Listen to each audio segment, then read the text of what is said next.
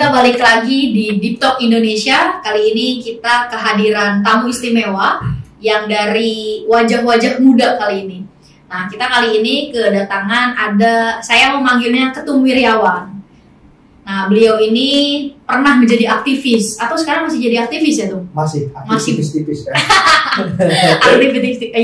Aktif tipis-tipis.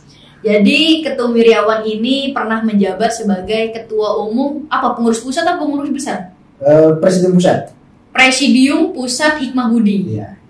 Dan sekarang aktif sebagai anggota partai di Partai Solidaritas Indonesia, DPP PSI. Dan sekaligus kita bertanya ke orang yang tepat karena Ketum Wiryawan ini sebagai juru bicara di PSI. Nah, jadi tadi sempat kita cerita-cerita sama Ketum Wiryawan kalau beliau baru pulang ke Jakarta karena kemarin sempat ada investasi sedikit di Dapil nih. Karena kebetulan karena 2029 akan maju sebagai caleg muda, yang kita mungkin bisa melihat caleg muda ternyata ada potensi bagi PSI karena kita lihat presiden threshold sudah dihapuskan.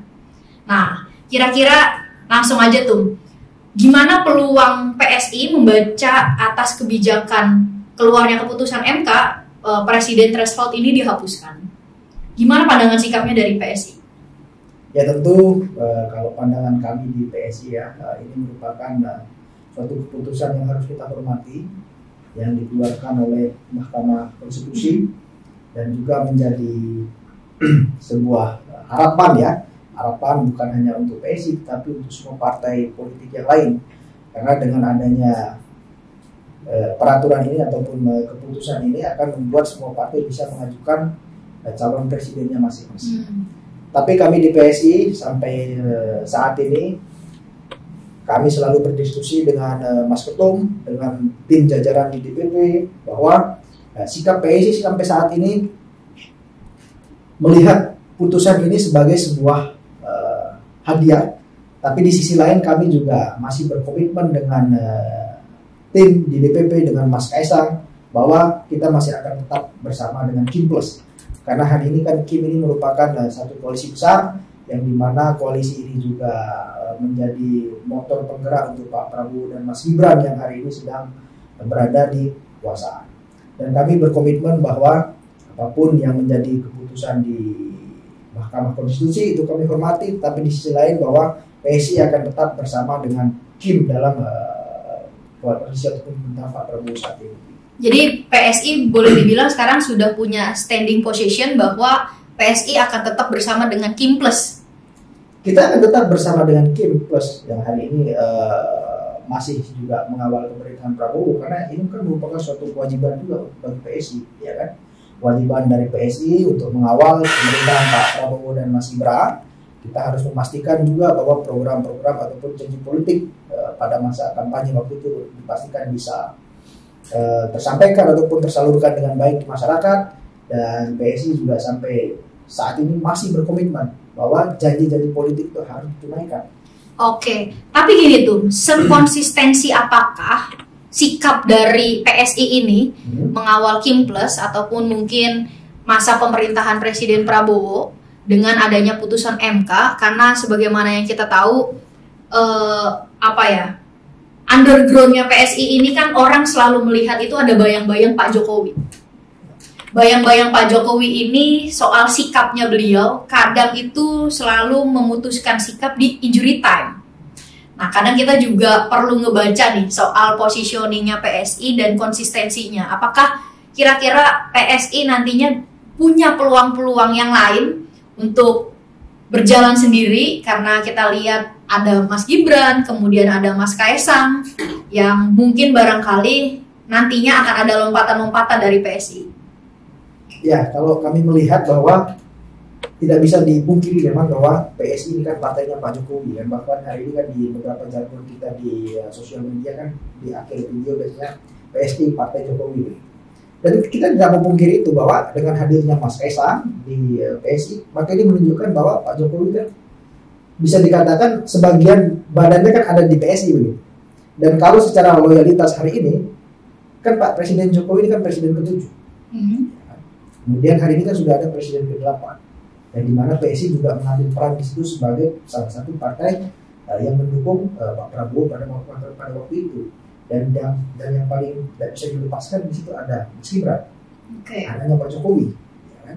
Maka satu paket, ya kan, Pak Prabowo dan Mas Gibran ini harus tetap didukung oleh PSI sampai kapanpun dalam artian sampai selesai periodisasinya pada tahun 2029. Bahkan mungkin kalau misalkan nanti ada rencana untuk berlanjut di periode kedua, maka suatu kewajiban dan keharusan PSI untuk mengusung paket ini untuk kembali bertempur di 2029. Kalau persoalan tadi yang ditanyakan bahwa Pak Jokowi, kita tidak bisa lepas dari Pak Jokowi. Tapi yang perlu diketahui bahwa hari ini Pak Prabowo yang sedang menjadi presiden ataupun yang hari ini sedang memimpin bersama Mas Gibran. Kan mau tidak mau PSI harus berada di bawah Pak Prabowo dan Mas Gibran. Iya. Karena situasi politiknya dan selalu muncul narasi-narasi soal keluarga Pak Jokowi ini sedang memainkan peran secara full begitu tuh dalam dunia perpolitikan. Baik dari Mas Gibran yang sebagai wakil presiden sekarang, kemudian Mas Kaesang yang kemarin digadang-gadang sebagai gubernur DKI. Nah, apakah kemungkinan ke depan nantinya PSI ini mengusung secara pribadi, yaitu Mas Gibran, dan juga ya kalau boleh dibilang mungkin menggocek partai-partai yang lain begitu, nantinya bisa berlawanan antara Pak Prabowo dengan Pak Jokowi? Sampai sejauh ini kami masih tetap tegak lurus dengan Pak Prabowo. Bahkan yang tadi saya sampaikan di awal, bila perlu paket ini akan terus berlanjut di 2029, dan sehingga kontestasi ini kan bisa berjalan dengan baik dan lancar. Itu aja yang kami inginkan kalau di PSI. Tadi disampaikan bahwa wacana, ya kan, misalkan kalau PSI mengajukan Mas Gibran dan disampaikan, ya kami sih berharap Mas Gibran tetap akan bersama Pak Prabowo, karena kita tahu Pak Prabowo di 2029 sepertinya beliau masih fit untuk bisa kembali bertarung. Dan kalau misalkan Pak Prabowo bertarung di 2029, juga kewajiban PSI juga yang tergabung hari ini dalam Gimplas, ya, hari ini dalam Gimplas untuk mensupport, mendukung jika Pak Prabowo nanti di 2029 bertempur kembali untuk menjadi calon presiden. Dan kita berharap Mas Gibran yang akan mendampingi beliau kembali, karena kalau beliau dengan Mas Gibran, saya pikir agak sulit ya ataupun lawan politik yang lain untuk bisa menandingi paket ini kalau masih bersama, karena di dalam sejarah politik kita incumbent ini di presiden ini nggak pernah kalah, sudah 3 kali di pemilu langsung di periode kedua nggak pernah kalah kan, biasanya terus menang pasti menang, kecuali nanti di 2034 di situ kan tarung bebas tuh. Tarung bebas mungkin disitulah nanti kita bisa menentukan sikap, karena secara positioning Mas Gibran ini kan masih sangat muda. Kalau nanti 2034 beliau masih sangat bisa untuk di situ. Mungkin nggak tuh kalau masyarakat akhirnya beranggapan saat ini PSI sedang menjaga sikapnya dengan pemerintahan Prabowo Gibran karena dianggap dan mengkhawatirkan kalau hubungan Pak Prabowo dengan Pak Jokowi ini renggang, maka akan ada potensi masuk dari PDIP ataupun dari Ibu Mega, dan kesenjangan ini yang akhirnya orang akan mengkhawatirkan. Nah, maka dari itu PSI dianggap ya udah main aman aja untuk menjaga stabilitas politik ataupun juga menjaga pemerintahan. Karena kan yang kita tahu saat ini pemerintahan itu bukan hanya Pak Prabowo aja yang banyak dikritisi, tapi Pak Jokowi juga masih banyak dapat impact-nya. Itu kira-kira gimana? Kalau sampai sejauh ini kami memang masih tegak lurus dengan Pak Prabowo, seperti yang disampaikan di awal tadi bahwa sikap PSI akan tegak lurus dengan Prabowo. Karena ini kan beban moral PSI, ya. Beban moral PSI yang sudah waktu itu memberikan dukungan ke Pak Prabowo, maka kewajiban PSI juga untuk bisa mengawal, memastikan janji-janji politik yang sebelumnya saya sampaikan pada saat beliau kampanye, dipastikan bisa menyentuh semua kalangan masyarakat. Dan yang paling penting, janji-janji politiknya harus dituntaskan. Iya. Makanya kita lihat hari ini sudah menjelang 100 hari. Kemarin juga kita sudah bisa membaca data.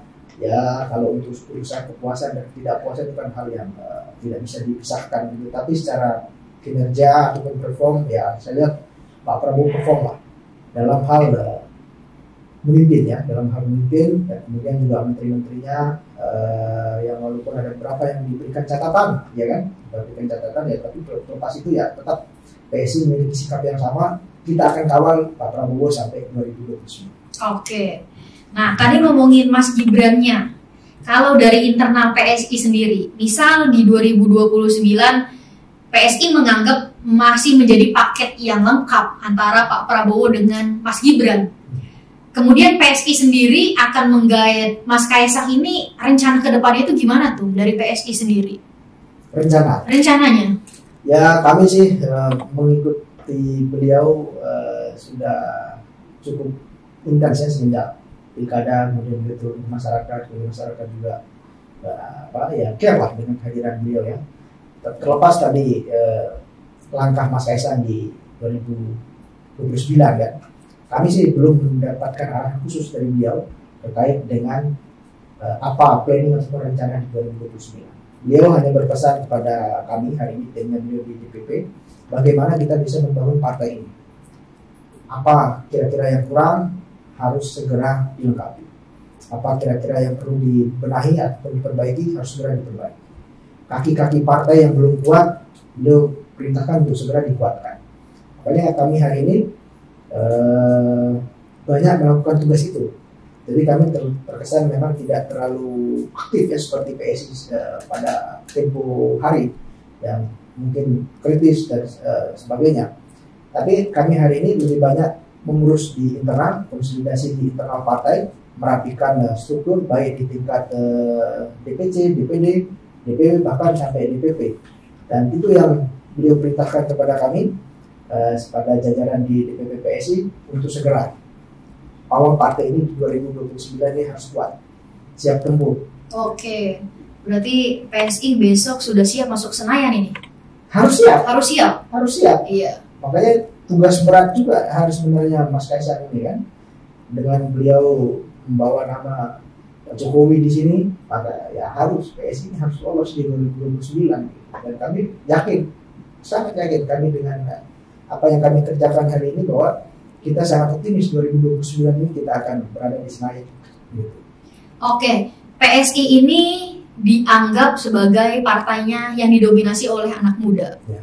Kira-kira secara sederhana, Ketum Wiryawan ini menyampaikan apa yang membedakan partai PSI dengan partai-partai yang lain. Karena kalau dibilang soal anak muda, setiap partai itu pasti punya adopsi anak-anak mudanya. Ya. Mungkin kemarin yang terbaru ternyata ada pempublikasian dari PKB misalnya gitu, ya, menganggap sebagai PKB ke depan akan menjadi partai yang terbuka, yang diisi oleh anak-anak muda. Tapi anak muda menurut PSI sendiri itu gimana? Apa yang membedakannya PSI dengan yang lain? Kalau yang kami lihat, yang saya lihat waktu itu kan saya mengamati bahwa PSI ini kan jargonnya kan partainya anak muda kan. Oke.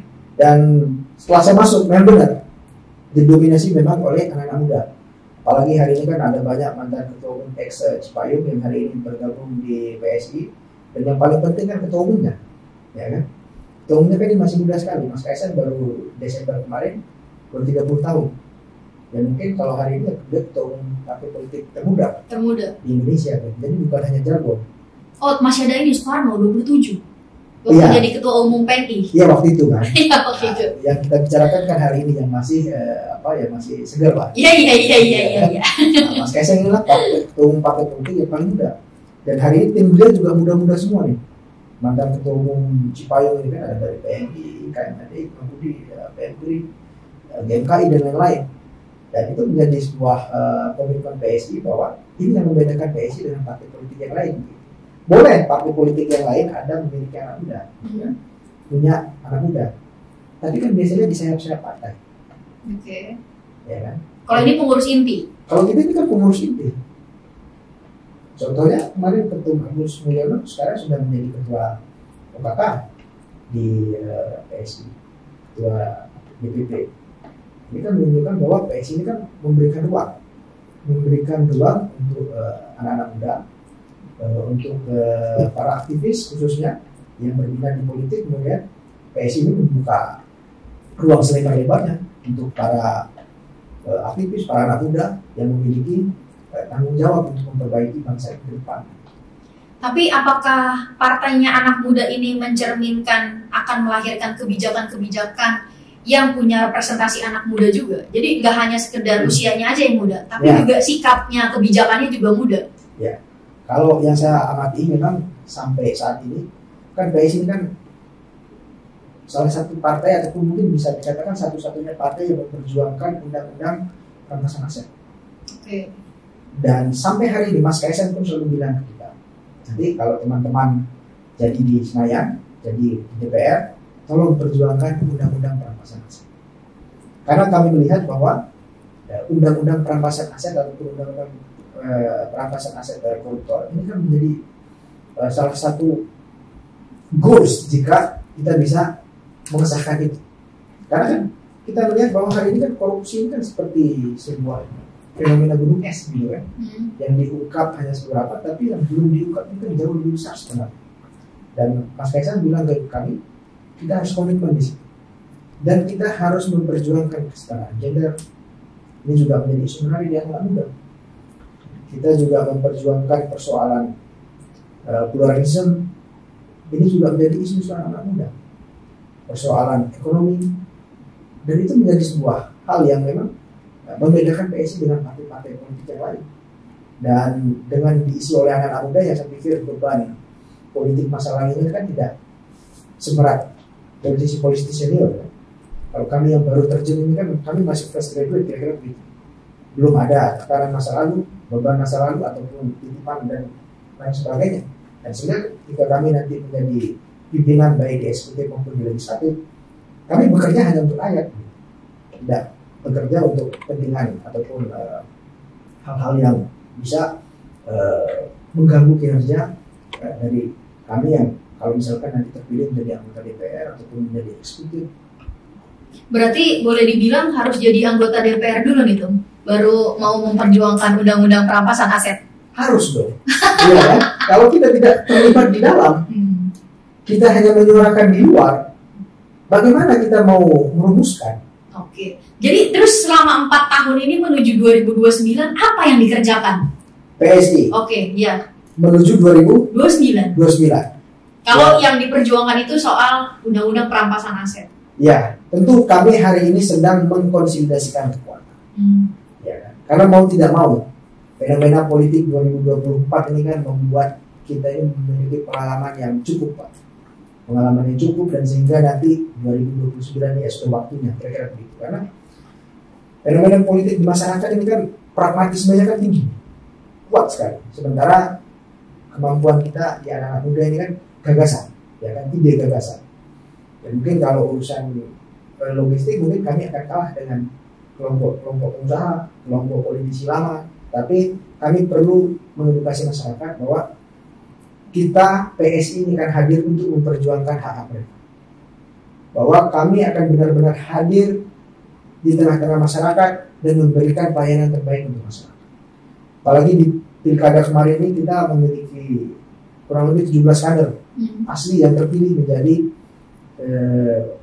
wali kota, bupati, wakil wali kota, ada juga yang wakil gubernur, dan itu kader asli yang pada 2000 jebolan PSI. Sebelumnya mereka ada yang pernah nyalek, kemudian diminta Mas Ketum untuk tarung di pilkada dan mereka menang.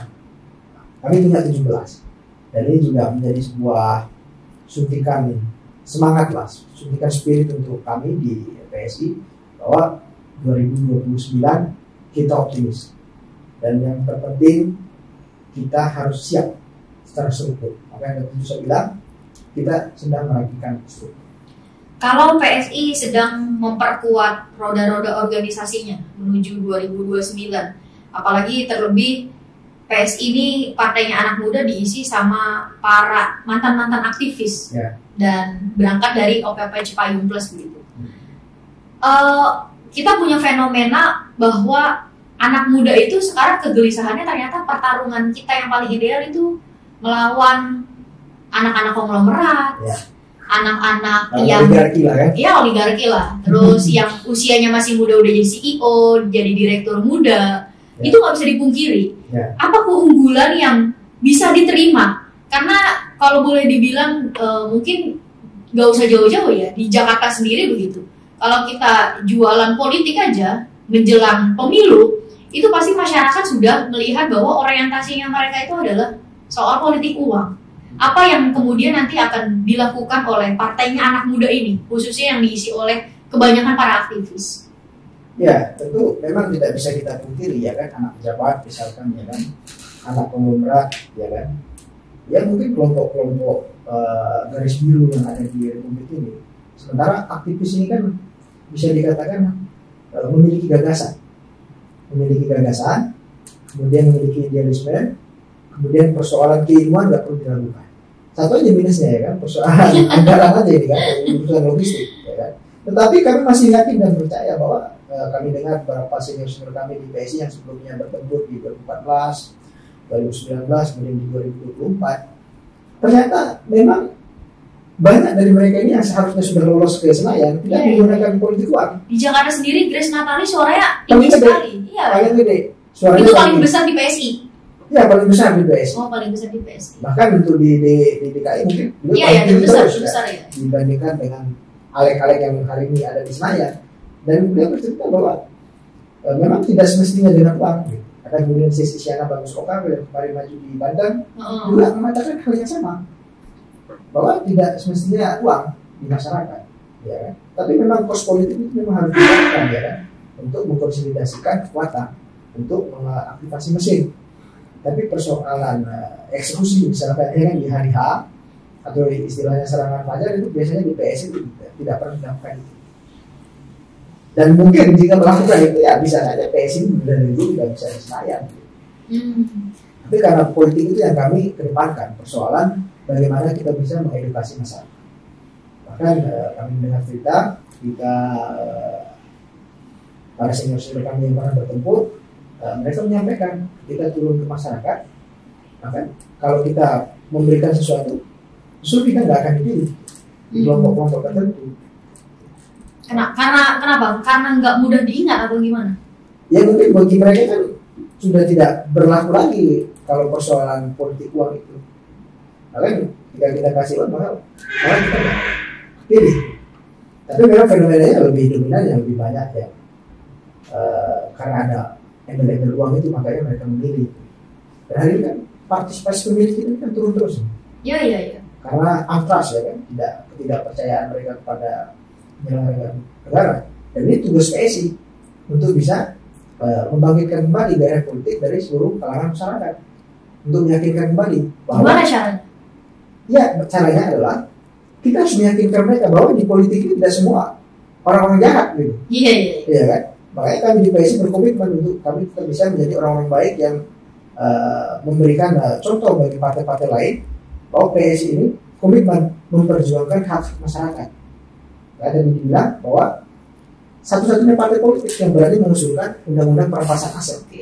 Jadi gini tuh, saya pernah dengar kelakarnya Panji Pragiwaksono. Ya. Jadi dia bilang kalau ingin membersihkan suatu korupsi, notabene tiap orang di Indonesia itu biasanya dia malah bikin partai baru. Misalnya sudah ada partai A, oh ternyata partai A ini sudah terkontaminasi korupsi. Solusinya apa? Oh ternyata solusinya bikin partai baru. Bikin partai baru ternyata sama aja, korupsi juga. Solusinya berikutnya lagi apa? Bikin partai baru lagi. Sampai akhirnya Indonesia punya banyak partai. Nah, hal senada ini sama dengan yang dilakukan oleh PSI. Mungkin kemarinan di zaman reformasi, kemudian masuk era globalisasi, dan sampai sekarang era disrupsi, banyak partai-partai baru yang bermunculan. Idealisme utama yang dia bawa itu adalah bahwa partai ini bersih, partai ini anti korupsi. Mungkin hal yang sama juga yang dilakukan oleh PSI. Nah, kira-kira jaminan apa yang itu menjadi satu kekuatan hebat oleh PSI, bahwa PSI nggak kayak partai-partai lama yang awalnya baru kayak PSI? Iya.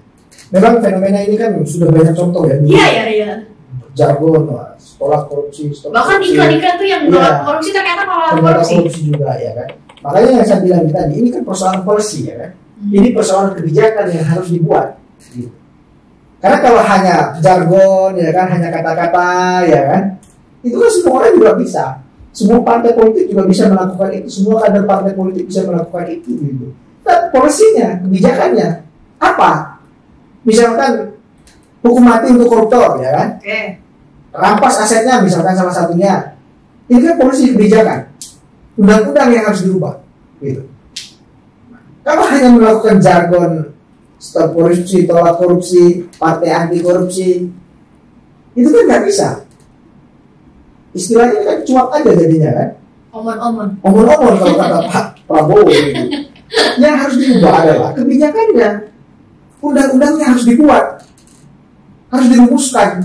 Dan yang merumuskan ini siapa ya? Legislatif tugasnya ya kan. Nah, persoalannya PR berat PSI untuk bisa tembus ke Senayan. Nah, kalau misalkan nanti PSI bisa tembus ke Senayan dengan anggota legislatif yang bisa kita katakan misalkan 20 sampai 30 anggota, kan memiliki nomor punggung, ya kan? Memiliki suara untuk bisa merumuskan. Nah, makanya di situ nanti kita akan lihat. Makanya masyarakat juga harus cerdas di sini. Musuh kita yang paling berat adalah korupsi. Dan korupsi ini kan di Republik ini kayak orang itu udah nggak malu untuk korupsi juga. Kita lihat tuh para penjahat yang sudah diadili apa mereka dengan tantang petenteng ya kan, dada-dada di media, seolah-olah mereka tidak melakukan satu perbuatan yang tercela. Maka dari itu, kalau misalkan kita miskinkan, kita habisi hartanya, saku bersih misalkan, kan orang tidak ada yang miskin di Republik ini kan. Mungkin kalau mereka kehilangan jabatan, tapi mereka tetap kaya, masih banyak yang mau. Makanya kemarin kan kasus yang 300T gitu kan. Orang banyak yang bilang, nggak apa-apa saya korupsi, yang penting saya dikasih 300T. Nah, berarti kan itu kan menjadi sebuah fenomena bahwa masyarakat ini sebenarnya tidak takut untuk dipenjara, tidak takut untuk dihukum, tidak takut untuk disanksi. Tapi yang mereka takutkan bagaimana nanti keluarganya, generasinya, pelarat misalkan ya kan, karena tidak memiliki harta, tidak bisa memberikan tanggungan hidup kepada sanak keluarga, sanak familinya. Itu yang lebih ditakutkan sebenarnya. Gitu. Maka solusi paling baik adalah undang-undang perampasan aset harus segera disahkan. Dan bagaimana cara mengesahkannya itu tugas para DPR. Nah, kalau PSI ada di dalam di Senayan, kita pastikan kita tetap akan memperjuangkan undang-undang perampasan aset. Oke. Undang-undang perampasan aset yang menjadi alat juangnya PSI. Ya. Kalau kita bersimulasi PSI 2029 masuk di Senayan, duduk sebagai legislatif. Kalau ditemukan di suatu hari kemudian oleh pengurus aktif PSI begitu, yang terjerat dalam kasus korupsi atau sebagainya, sanksi apa yang itu menjadi kebijakan tegas oleh partai politik PSI maupun ketua umumnya? Itu diatur dalam anggaran rumah tangga ya. Bahwa siapapun kader yang terlibat dalam pidana, terutama persoalan korupsi, itu harus dipecat. Status keanggotaannya langsung dicabut. Bahkan bila perlu nanti jika ada yang jadi member parlemen, misalkan menjadi anggota di DPR, kemudian melakukan masuk ke dalam gas, ada masuk PAW. Kita akan langsung berhentikan sebagai status anggota, kemudian status DPR-nya juga segera kita ganti. Karena ini benar komitmen. Karena kita harus bersih-bersih dari dalam dulu kan. Kalau dari dalamnya sudah buka, bagaimana membersihkan yang lain? Dan mungkin partai-partai politik yang lain juga memiliki etikat yang sama, tapi kan sudah terlanjur nih kan, sistemnya sudah rusak. Kemudian tidak mau berbenah dari dalam, ya akhirnya mereka juga mau tidak mau, ya termasuk dalam satu kubangan ya. Mereka harus kena di dalamnya juga begitu. Nah, makanya kami berkomitmen di PSI bahwa komitmen ini harus dimulai dari PSI. Barulah nanti kita akan coba untuk memberikan edukasi ke masyarakat, dan sehingga nanti masyarakat juga dengan cerdas sendiri untuk bisa memilih mana partai yang memang memperjuangkan hak-hak mereka. Jadi gitu guys, pilih PSI. Harus pilih PSI. Oke, ini kayaknya kita terlalu dalam ya bahas PSI. Ntar dikira saya lagi ngulik mau masuk PSI.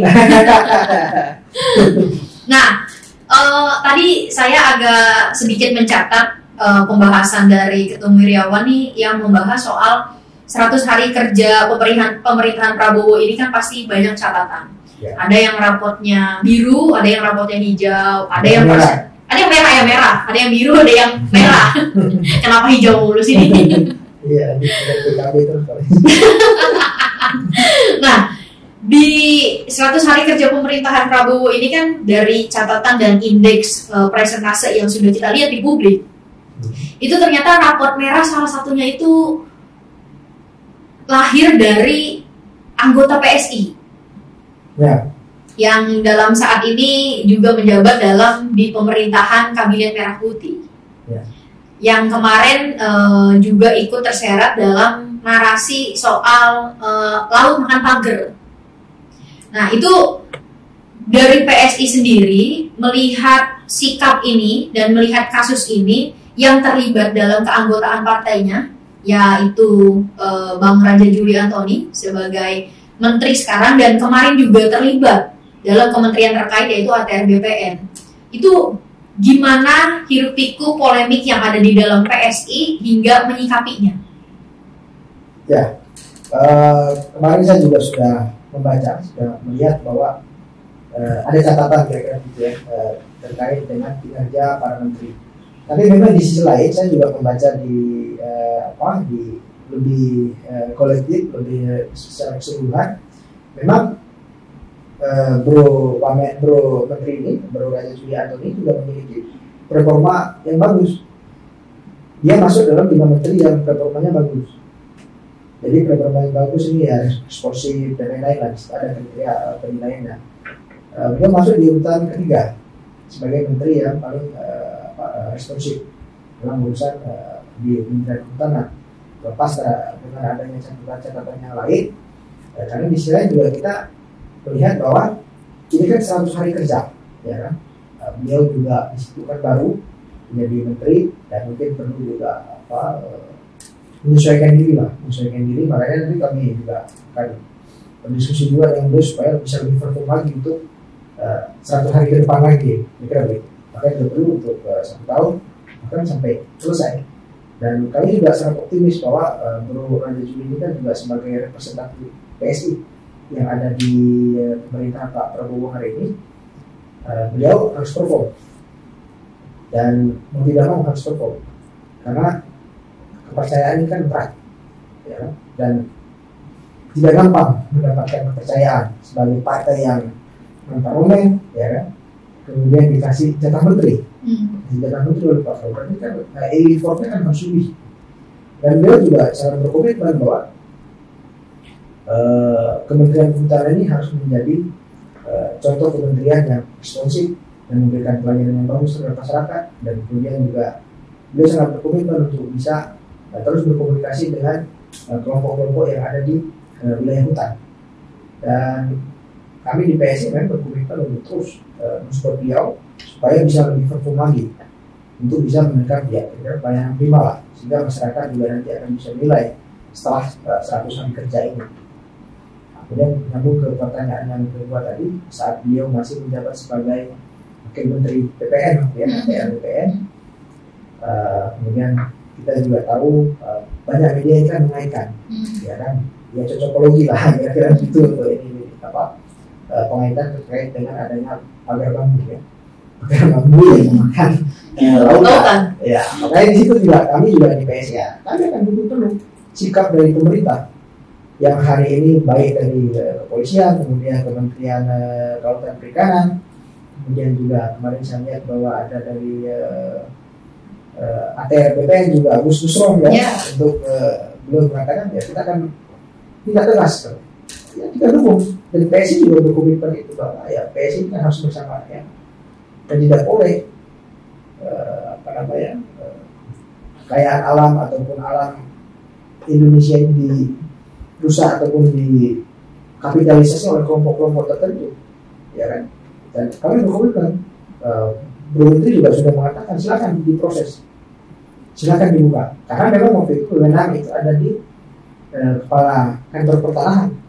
Oh, bukan di ATR BPN-nya? Bukan di pusatnya, karena HGU itu kan dikeluarkan oleh kepala kantor pertanahan di tingkat kabupaten. Nah, itu kalau memang ini silakan dibuka, supaya nanti kita tahu siapa yang bermain di sini, ya kan? Dibuka semua, siapa dalangnya, supaya masyarakat juga tidak bertanya-tanya dan tidak menjadi bola liar. Yang hari ini kan kemana-mana ya. Jadi PSI dalam hal ini berani mengambil sikap untuk adanya keterbukaan, dan kita melihat seksama memang aturan-aturan yang terkait ini siapa yang mengeluarkan dan siapa yang bermain. Ya, silakan dibuka ya kan, supaya juga masyarakat juga bisa menilai ya kan, siapa yang bermain di sini, siapa dalamnya, ya kan, supaya ini kan dibuka aja ke publik. Karena ini kan persoalan kedaulatan bangsa ini ya. Kalau sudah berani memagari sampai ke lautan, ya berarti sudah ada maksud dan tujuan tertentu. Kenapa sampai begitu? Itu mengganggu aktivitas nelayan juga, mengganggu aktivitas masyarakat. Makanya kami dukung penuh di DPP PSI, mendukung penuh. Bila perlu setelah dibongkar, bukan yang dibongkar, tapi justru saja dibuka ke publik. Gitu. Iya, iya. Jadi nih dari cara ngomongnya ini kayak lagi ngejabarin ke konstituen ini untuk memilih nanti di 2029 kira-kira gitu. Kita tadi sudah ngebahas soal PSI, terus juga soal keanggotaan partai yang sekarang di Kabinet Merah Putih. Mungkin terakhir tuh, kira-kira kalau PSI sekarang sedang menjalankan konsolidasi internal menuju 2029, langkah-langkah konkret apa sih yang dilakukan oleh PSI ke depan ini? Menata konsolidasi internalnya, terus pembentukan masaknya, penguatan strukturalnya. Yang paling jelas dilakukan oleh PSI itu saat ini apa dan mau ngapain? Ya, jadi kami di PSI kan punya 188 anggota DPRD baik di tingkat 1 dan tingkat 2. DPRD. Kemudian tadi juga saya sudah sampaikan ada 17 kader kami yang menjadi bupati, menjadi wali kota, wakil wali kota, wakil bupati, bahkan ada yang di luar itu. Saya pikir yang harus dilakukan oleh PSI adalah alat kita, anggota legislatif kita harus perform, harus tampil dan harus kerja nyata, memperjuangkan hak masyarakat. Dan kemudian nanti yang menjadi yang jadi di eksekutif juga harus memberikan pelayanan terbaik untuk masyarakat sebagai pemangku kebijakan di wilayahnya. Dan kebijakan-kebijakan mereka ini harus kita pastikan kebijakan yang pro rakyat, kebijakan yang memang memberikan dampak terhadap kemajuan daerah, kemudian bisa berdampak untuk masyarakat, membuka lapangan pekerjaan dan isu-isu masyarakat yang harus mereka bisa selesaikan. Contohnya di NTT kemarin ada mantan ketua umum PMI, Petrus Primayolis Kamu namanya, terpilih menjadi bupati Sikap. Oh, terpilih. Lawan incumbent dan menang. Dan saya waktu itu seminggu mendampingi beliau di sana untuk berkampanye. Sehari itu bisa 15 sampai 20 titik kampanye ke pulau-pulau kampanye. Dan kita melihat kader-kader ini memang perform dalam menyampaikan gagasannya, dalam menyampaikan visi misinya untuk meyakinkan masyarakat. Nah, maka dari itu kita pastikan ini kan sudah terpilih, tinggal menunggu pelantikan. Yang jadi anggota DPRD tingkat 1, tingkat 2 sudah bekerja mereka. Dan kita pastikan mereka ini harus bekerja untuk rakyat, memastikan mereka ini bekerja memberikan pelayanan terbaik untuk rakyat, untuk masyarakat. Kalau urusan partai politik, sampai hari ini kami di PSI berkomitmen mengawal mereka. Jika ada persoalan masyarakat yang harus segera diselesaikan, harus segera dicarikan solusi. Nah, itulah yang kerja-kerja politik yang hari ini kami lakukan di PSI untuk menguatkan motor-motor politik di PSI, untuk meyakinkan masyarakat bahwa yang saya garis bawahi di awal tadi, bahwa orang baik itu ada di politik, bahwa tidak semua yang ada di politik itu orang-orang jahat.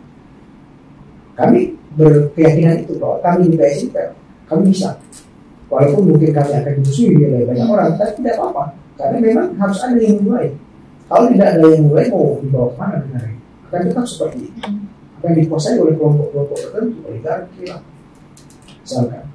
Makanya kami yakin di PSI dengan kekuatan yang sudah kami miliki hari ini, kekuatan awal 188 anggota legislatif, kemudian ada 17 kader kami yang jadi pimpinan di eksekutif. Kita berharap mereka perform dan harus perform untuk memberikan pelayanan prima, pelayanan yang baik kepada masyarakat, untuk meyakinkan bahwa di 2029 bahwa tidak salah untuk memilih PSI. Oke. target segmented yang akan dituju oleh PSI itu kira-kira ke depan siapa? Ya tentu segmentasi yang akan paling utama kita sasar adalah kelompok anak-anak muda. Karena di 2029 kelompok anak muda juga masih tinggi sama seperti sekarang yang hampir 60% ya. Iya. Jadi di sana mungkin sekitar 50-an. Itu yang akan tetap kita sasar. Karena yang akan terpon juga anak muda. Bahkan bupati, wakil bupati, wakil kota kita ada yang masih berumur 25 tahun. Oh, umuran saya berarti? Iya. Sama, seluruh kita ya. Percaya saya. 27 tahun, lahiran 99 sudah apa? Okay. Bahkan Bro Juventus ini 31. Dan perform. Di sini contoh-contohnya. Dan anak muda ini kan harus berbeda dengan orang tua. Kalau mereka tidak bisa berbeda, kalau gayanya sama, kemudian kebijakan, kemudian polisinya sama, ya untuk apa? Makanya anak muda ini harus berani tampil beda. Ketika sudah berada di situ, ya, sudah jadi anggota DPRD, sudah tingkat 1, tingkat 2, jadi pimpinan di eksekutif, mereka harus berbeda dengan pimpinan-pimpinan bupati yang lain. Dan sehingga nanti masyarakat juga bisa menilai bahwa anak muda ini kalau diberikan kepercayaan, ternyata bisa, ternyata mampu, ternyata lebih hebat misalkan dari yang lebih tua misalnya. Nah kalau misalkan itu bisa dilakukan, jadi anak muda itu pemimpin masa kini jadinya, bukan pemimpin masa depan lagi. Yeah. Ya, dan tentu kita juga sebagai anak muda sepakat bahwa kita sebenarnya urusan antri mengantri kan janganlah memakai pembodohan ataupun cara-cara seperti itu untuk menjegal mimpi-mimpi anak muda. Partai mana memang yang ngantri? Ya banyak lah. Oh banyak. Banyak contohnya, kamu antri dulu, kita dulu yang lebih senior gitu kan. Padahal ini kan kalau kita berbicara kapasitas dan kemampuan, kita juga nggak bisa juga kita waktu. Dan kita perform, banyak contohnya. Bupati-bupati yang muda, mereka perform. Gubernur yang muda, mereka perform. Anggota DPR muda, mereka perform. Dan kalau hari ini PSI diberikan kesempatan, tentu akan kita buktikan bahwa kita ini memang benar-benar berjuang untuk masyarakat, berjuang untuk kepentingan orang banyak, tidak untuk kepentingan kelompok tertentu. Oke, mungkin terakhir Tum, untuk para pendengar dan penonton Deep Talk, kira-kira apa yang mau disampaikan pesannya agar mau bergabung sama PSI? Oh ya, kampanye. Boleh. Khusus untuk NTB juga nggak apa-apa. Jadi saya sampaikan kepada seluruh masyarakat Indonesia, khususnya anak muda, hari ini PSI ini kan berkomitmen memberikan ruang gerak dan juga ruang keleluasaan yang sangat luar biasa di PSI. Karena saya ini sudah berada di dalam. Kenapa saya berani bicara seperti itu? Karena saya sudah berada di dalam. Bayangkan saya di PSI baru bergabung 2 minggu waktu itu. Oke. Mas Kaisang sudah minta kami untuk mengurus des pilkada. Jadi kami inilah yang mengurus rekom untuk para bupati, para gubernur yang akan bertarung waktu itu. Dan kami bisa selesaikan dengan baik. Dan Mas Kaisang memberikan apresiasi. Bayangkan kalau kita berada di partai lain. Ini kan urusan yang sangat sensitif kalau urusan rekom ini kan. Iya. Jadi banyak permainan dan segala macam. Iya, jual beli ya. Iya. Tapi Mas Kaisang bilang jangan pernah menjual belikan rekomendasi ataupun B1 tahun. Dengarkan mereka. Lihat surveinya. Lihat kemampuan. Makanya kami menjadi itu benar-benar. Nah, sehingga kami juga bekerja juga ya tidak ada beban karena tidak harus menarik misalkan dari para calon bupati, calon gubernur, calon wali kota ini misalkan dengan mahal. Tapi gue bilang jangan. Kita pastikan, kita kasih contoh yang baik. OPS ini berbeda dengan partai-partai yang lain. Dan kemudian saya juga perlu menyampaikan PSI ini kan memberikan harapan bagi pendidik. Saya katakan bahwa anak muda ini adalah pemimpinan masa kini, pemimpin sekarang, bukan pemimpin masa depan. Jadi kalau bisa kita rebus sekarang. Ya.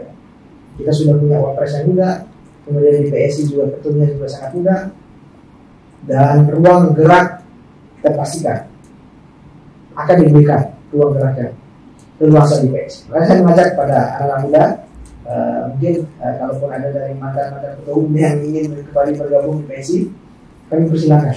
Khususnya mantan-mantan ketua umum supaya nanti kita bisa berjuang di sini. Dan juga untuk masyarakat Indonesia yang mau bergabung dengan PSI, kami sangat terbuka. Oke. Terima kasih banyak Ketua Wiryawan dari DPP PSI sudah mau berkunjung ke Dipto. Kalau besok ada fenomena-fenomena terbaru dari situasi politik, semoga berkenan untuk datang kembali ke Dipto. Atau kapanpun mau ngobrol dengan studio Dipto ini, menyuarakan apa yang ingin disuarakan, kita sangat terbuka. Ya, terima kasih. Pokoknya kami selalu siap. Kami akan selalu datang ketika diundang. Iya. Oke, thank you tuh. Ya. Buat semuanya juga kita tutup. Jangan lupa like, share, dan komen. Sampai jumpa.